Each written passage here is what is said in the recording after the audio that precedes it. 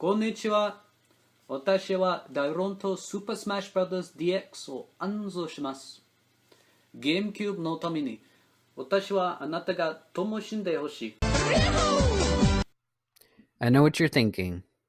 You're thinking, Kev, you've been gone for like 3 weeks. Where the heck have you been? And granted, that's a little hostile. Forgive me, but I've been busy with life. Life happens, all right? So things on my end, I've been looking into taking Japanese lessons because I want to be a Japanese interpreter later on. So I actually enrolled in this Japanese school. So I've been kind of going through that whole process, getting the registration forms, paying the tuition, and all this really great hunky-dory stuff that I won't dive too much into right now because we're here for Daronto Super Smash Bros. DX on the GameCube, or as most of us call it, Super Smash Bros. Melee in the West. So Super Smash Bros. Is a wonderful little gem of a game. This game I played a lot back then, back when I was younger, I mean, with friends and family. Hello, Marty. Yo, what's up? Bakash and Nishtal, and it's funny if they actually listen to this. Nobody watches my videos. Anyway, Super Smash Bros. Is a fun game. This game is super competitive. Everybody's up in arms about, playing this to win. You play this to win. You may have friends, and you may think this is just a great casual party-esque game, like Mario Party, but both Mario Party and Super Smash share one thing in common. You will lose friendships over this game. I'm serious. Things can get pretty heated, let me tell you, because people take this stuff seriously. And I don't blame them. It's a really fun game. I mean, the mechanics are solid, movements are fluid, and with each new installment, for the most part, they get better and better. So I'm really looking forward to Super Smash Bros. Ultimate on the Nintendo Switch, as we're talking about Super Smash Bros. Smash Ultimate looks amazing, and I've already paid off my deposit on the pre-order, so I'm ready to go. Just December, I cannot wait for December to come, because that will be oh so sweet. That's a great Christmas present right there. But speaking of Super Smash Bros. Melee, however, I have the Japanese version for 2 reasons. One is, since I'm studying Japanese, why not indulge and play one of my most beloved games in Japanese? I mean, seems pretty simple, right? Second reason is, it's actually cheaper than the North American version. Now, you may be scratching your head and you're like, well, I mean, due to import costs and it's kind of an old game, are you sure it's cheaper? And yes, I am sure it's cheaper. Just go look on eBay. That's what I did. And North American copies run you about $60 to $70 pre-owned, and more than $100 usually for a new copy. So I'm like, yeah, screw that. I'm not going to pay that much.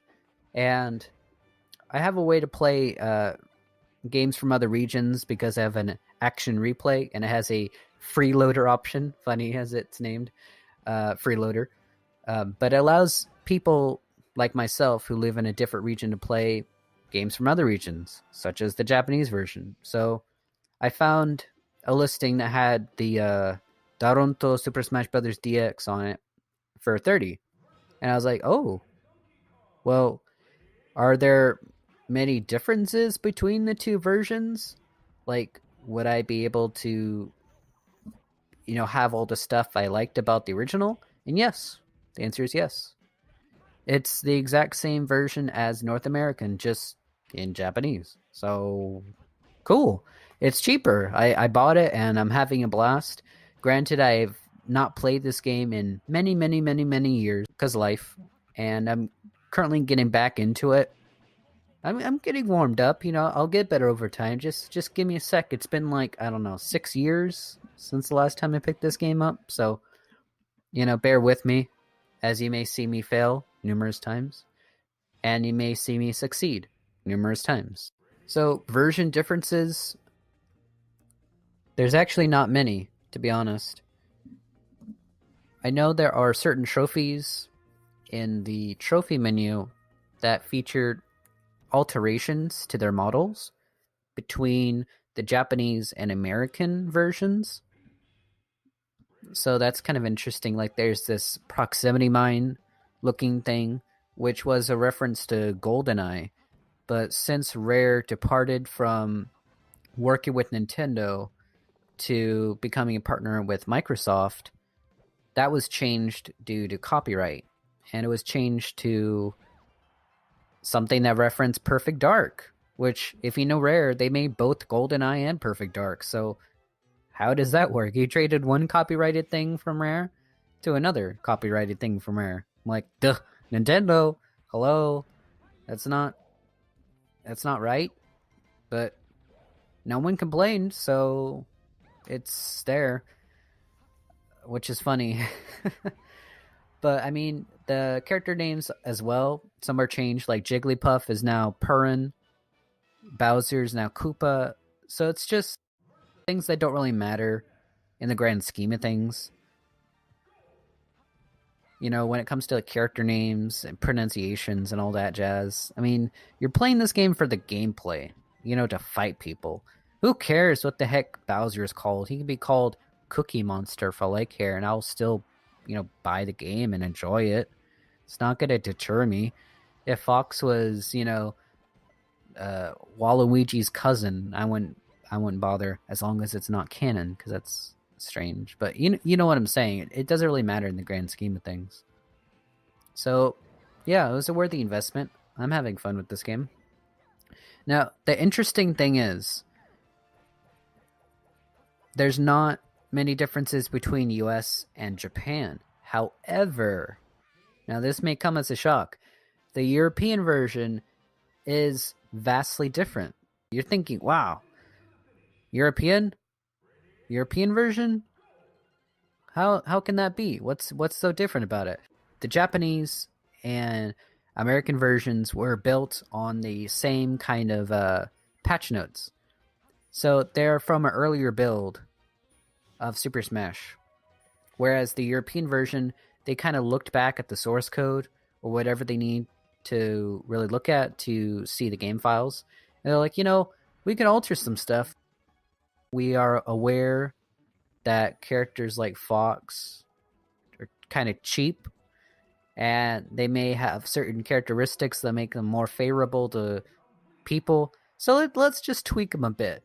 Fox's up B no longer goes as far as it could have, you know, in the North American version, Japanese version.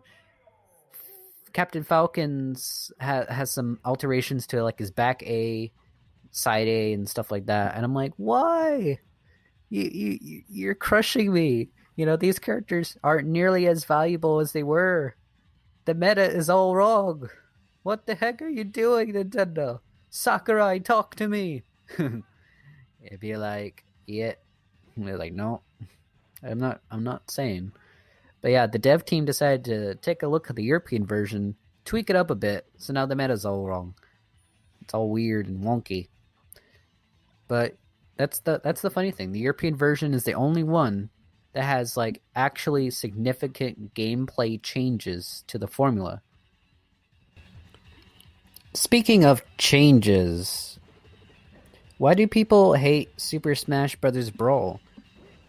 There was so many people back then. I'm not sure if it's actually the same as it was back then, but I know, especially back then, people were hating on Super Smash Bros. Brawl. And I'm like, why?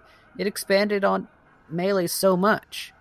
You know, there was an adventure mode called Subspace Emissary, which was freaking awesome. It had gorgeous cutscenes. I love the cutscenes. I rewatch them like all the time. It had Create a Stage. You know, there was so many playable characters. Zero Suit Samus especially was one of my favorite characters, along with King DDD. He's such a cool guy. But there's just so many like gameplay improvements, and I also introduced online, although I'll have to dock it for the online because the online was terrible. Just terrible.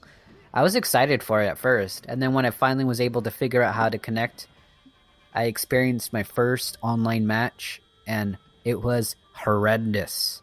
Absolutely horrendous. I couldn't move at all.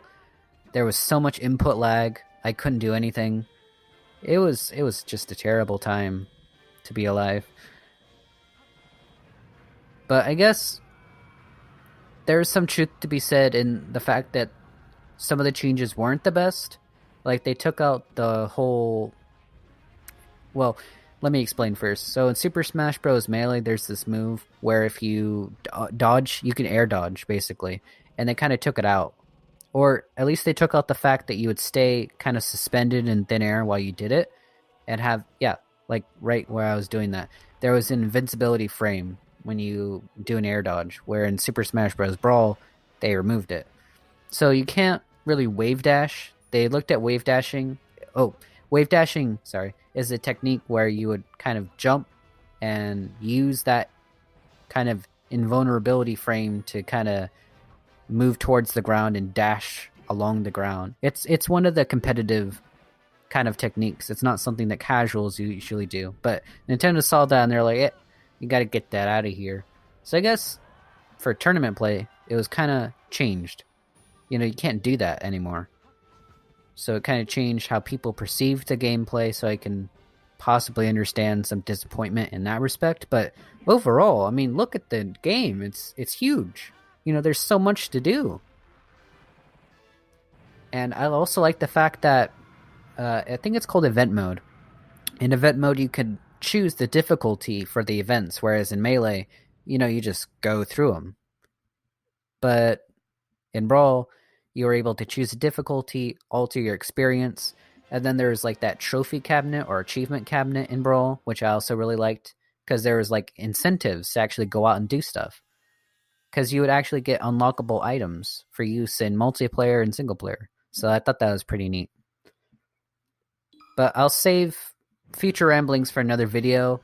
I just finished the classic mode with Fox on normal. Managed to get through it. Not much of a sweat broken. So I'll see you guys in the next video. Thanks for watching. Have a great day.